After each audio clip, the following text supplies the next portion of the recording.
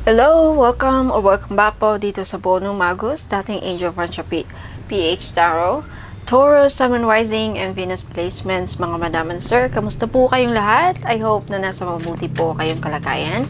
So, in today's video, alamin natin kung ano ang magiging kapalaran ninyo this October 2023. Now, paalala lang po sa lahat, this is a general reading. Hindi po ito magre-resonate po sa lahat ng mga nanonood ngayon. Okay. By the way, Taurus, if gusto mong manalo, sa mga gustong manalo ng private personal reading, okay, like this video, subscribe, and then comment down below. Anything, your birthday, kung anong gusto nyong i-comment, mag-share kayo ng ano ninyo, kung anong ipapa-reading ninyo, anong papahula ninyo. Or, you can also let me know if this reading resonates with you. Alright, Taurus, Sun, Moon, Rising, and Venus placements. Kapalaran mo this October, you have the Moon, you have the Ace of Cups. Okay. There's a lot of hidden feelings coming from you or coming from a person on your mind. This could also mean na Taurus, Sun, Moon, Rising, and Venus placements, parang ang nagigets ko dito, parang meron ka pang pagmamahal sa isang tao na pilit mong dinideny. Okay? There is this energy na parang in denial. Kung hindi naman ikaw to, posibleng itong tao na to ay yung person na iniisip mo ngayon. Kung sino man yan, itong tao na to ay tinatago niya yung feelings niya sa'yo. Yung feelings niya sa'yo is puno ng pagmamahal, puno ng admiration, crush. Could also mean na may pagtingin siya sa'yo. Kaya lang, may mga napapalibutan ng fears. Medyo siguro natatakot siyang aminin, natatakot siyang sabihin yung tunay niyang nararamdaman. This could be you or your person. Okay, this October. Right, next. Justice and the Judgment. So, naghahanap ng hustisya dyan. Taurus, Sun, Moon, Rising, and Venus signs, ito na. Abot, makakamtan nyo na yung hustisya na hinahanap ninyo. Judgment. Justice. Wow, this is a card of justice, hustisya. And also telling the truth. Releasing any judgment and being true to yourself. But I feel like mas nasasakap kong energy dito is makukuha mo na yung mga hustisya na mga matagal mo nang gustong makamit. Especially dun sa mga taong naghanap ng hustisya. Now, hindi naman yan ang kaso sa inyo. Yung iba sa inyo is I feel like someone here is parang may nag-iisip, or this October, someone is going to be honest about their feelings. Okay? May magsasabi ng totoo. May magsasabi ng kanilang totoong damdamin sa'yo o ikaw. Okay? Tandaan nyo yan. And also, this could also be an advice.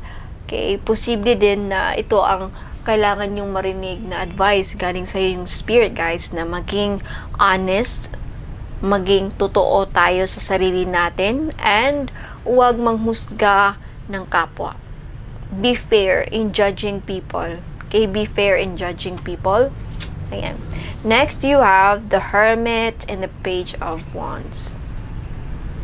Okay.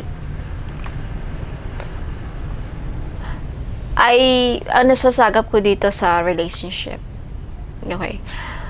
Kung sino yung dati niyo, Taurus, Sun, Moon, Rising, and Venus signs, kung sino yung dati yung ka-flirt, dati yung, I think, recently or the last time nagkaroon ka ng parang kachikahan sa messenger, lagi kayo nagpupuyatan, nagvi-video call, lagi kayo nag-uusap, andun yung flirting messages, and then kilig-kilig moments sa chat, and then now, sa October, may manlalamig. May mag-withdraw. Emotional withdraw. Bigla na lang itong tao na to, bigla na lang mawala. Like, bigla na lang siya hindi magpaparamdam. So, be prepared. Okay? Kung hindi naman itong tao na, posible ikaw to, Taurus. Bigla ka na lang ma-out of reach. I don't know why. But with this hermit, it could mean na gusto lang niyang mapag-isa. Gusto lang niyang isipin. Alam mo yung mga taong nasa hermit mode, sila yung mga nakatanga, nakatulala. Tulala lang siya kasi parang, di ba may mga taong ganyan na biglang nang natutulala na sa, nandun kayo sa restaurant, kumakain, tapos biglang kumakain siya pero ang lalim ng iniisip. Yan yung mga taong natutulala because they're going through some sort of hermit. They're in a hermit mode. Dami lang tanong, dami lang hinahanap na hindi nila alam kung anong hinahanap nila. Parang feeling lang may kulang. May feeling nila may kulang sa mundo. Hindi sila masaya at the present moment. Kasi naghahanap sila ng siguro excitement sa buhay. Natutulala lang sila na pupunta sa mall pero nakatingin, nakatulala. Okay? May mga taong ganyan eh. Kumakain, nakatulala. Okay? Kumakain ng ice cream, natutulala. Sabihin, "Uy, anong nangyayari sa'yo?" Ha? Gaganon. Wala lang. Ganon. Yun yung mga taong nasa hermit mode. Kaya, hayaan nyo lang sila kasi kini-question nila ang buhay. Parang, ano bang nangyayari? Nagkakaroon din sila ng flashbacks. Bumabalik sila sa nakaraan, mga ganito. Ang daming pumapasok sa isipan nila. Okay? So, posible, yung person mo, magiging ganyan, nasa hermit mo, bigla na lang siyang lalamig, at ikaw naman na parang napapaning ka, ano nangyari? May ginawa ba akong masama? Ano bang ginawa ko? May nasabi ba ako? So, yan ang explanation kasi may mga taong dumadaan sa ganyan. And mind you, dumadaan ka din dyan.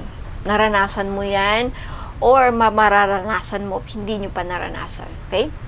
May time na talagang dumadaan tayo sa hermit mode na nakatulala lang na parang wala lang. Parang feeling mo may kulang na hindi mo maintindihan na gusto mo, wala lang, blanco ang emotions mo, pero may gusto kang gawin na hindi mo alam, may gusto kang hindi mo alam.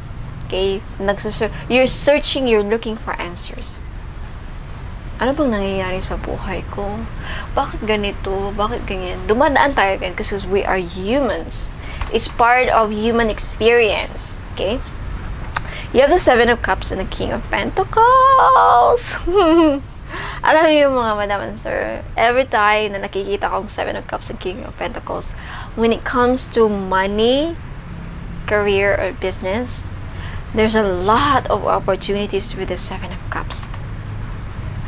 Kaliwat kanan ang opportunities na darating sa inyong buhay this October, and it would lead to your prosperity, abundance, and wealth with this King of Pentacles. It would lead to your kasaganahan. It would lead to your success, achievement, money-wise. When it comes, magkakaroon ka ng pera. Okay, magkakapera ka this October. Kasi, ayan na yung Seven of Cups. May opportunities na darating. Kaya lang, pagpipilian mo syempre. Kaliwat kanan, ang daming doors na magbubukas sa'yo.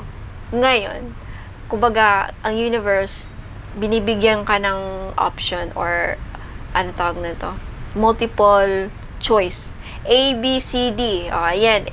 Door A, door B, door C. A, B, C, D, sabi ng universe. Mamili ka sa door na yan. Alin ang pipiliin mo? Ang daming opportunities, okay? Pero lahat yan. Lahat ng door na yan, lahat ng pintuan na yan, may pagbubuksan mo, may ibang landas kang tatahakin. Magbibigay sa'yo ng malaking pera. So, well, your dreams is about to come true. Your wildest dreams Taurus, I'm so happy for you. Congratulations. Okay? Alright. Your main energy of this month, you have the Ten of Swords. Okay. There is an ending na mangyayari. Okay? There is an ending. There's a lot of endings na mangyayari. End of difficulty, end of mostly this, don't worry about this Ten of Swords because it just means na lahat ng mga pagsubok na dinaanan mo, Taurus, matatapos na yan.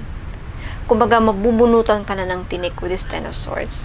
Dati-dati, ang dami mong mga hinagpis, ang dami mong pinagdaanan sa buhay, pagsubok, trials, difficulties, obstacles, challenges in life. Lahat yan matatapos na this October. Claim this if I were you. Why did I say this? Because we have the Ace of Cups. You have the Judgment. This is releasing. You have the Justice. Okay? You have the Page of Wands. This is a good news coming your way. You have the Seven of Cups. You have the King of Pentacles. Okay? So, matatapos na yung mga kahirapan niyo this October. Okay? Trusting that, have faith in the universe. Have faith how the universe works for you. Okay, so Taurus, dyan po nagtatapos ang yung reading. Maraming salamat. But, bago ako aalis, gusto ko lang i-flex yung mga items na binibenta ko sa mga gustong, sa mga interesadong bumili dyan. Okay? But, if you're not interested, hindi ka interesado, you can leave the video, you can leave, you can, pwede ka nang umalis. Okay? Ayan. Sa may business dyan, okay, if you have a business, lumiwanag saglit, no? Ayan. Pag may business ka, parang parang binigyan ng blessings yung mga items ko when I mentioned, oh my God, nakita nyo kanina, parang bigla yung lumiwanag. But anyways, thank you. Thank you, God. Thank you, guardian angels. Thank you, spirit guides. Thank you for being here. Yes, I will do the ritual. Yes, I will do the ritual. Please give me time. Gagawin ko yung ritual. Okay? Mamaya or bukas. Okay? Yan ang narinig ko. Narinig ko sila na gawin mo yung ritual.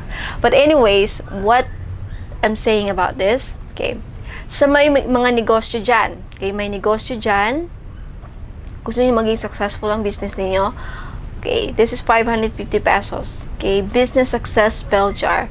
Take a screenshot and then message me sa Buno Magos if gusto nyong bumili. Okay? Sa mga naghahanap ng afam, ayan, naghahanap ng love life, hinahanap si the one, gusto makahanap ng yung talagang magmamahal sa kanila na, ayan. Okay? This is 550 pesos. Love and Attraction Spell Jar. Next, kung gusto nyo magkaayos kayo ng asawa ninyo, partner ninyo, kapatid mo, mama mo, parents mo, ayan, gusto nyo magkaayos na kayo magkakapamilya, okay, you can also buy this, okay, or if asawa mo, partner mo, jowa mo, naghiwalay, gusto mo siyang bumalik sa'yo, okay, relationship repair jar, okay, this is also 550 pesos, okay, so naghahanap ng hustisya, ayan, justice, you're looking for justice, okay, this is what you need. 550 pesos, Justice Spell Jar. Okay? And of course, available pa rin ng ating powerful, all-in-one, pangkalahatan, powerful red bracelet. Okay? Ang daming feedback nito. Ayan. For only 700 pesos. Ayan. Lifetime protection, healing, and everything. All the blessings. Pangkalahatan na. Okay? This is 500 pesos. Take a screenshot and then message me. Okay? So, naghahanap ng panangga sa kulam, protection sa kulam, mangkukulam, gustong gumaling sa kulam. Okay? This is protection and healing necklace for only 1,000 pesos. Okay? Lifetime protection and healing. Take a screenshot and then message me if you want to buy. Message me sa Facebook page, Bono Magos. Okay? May sumpa bang iyong angkan? Okay. Ayan. Generational Curse Ancestral Healing Necklace. This is 1,900 pesos. Okay? Isusot nyo lang tong necklace nito during ritual. Okay? And then itago nyo na sa bahay niyo, sa loob ng bahay niyo. Okay? Take a screenshot and then message me. Okay? message me sa Bunong Magos Facebook page. So, ayan, Taurus, Sun, Moon, Rising, and Venus placements, mga madam and sir. Thank you so much. I'll see you guys bukas. Okay? God bless, more power, and ingat po. Paalam!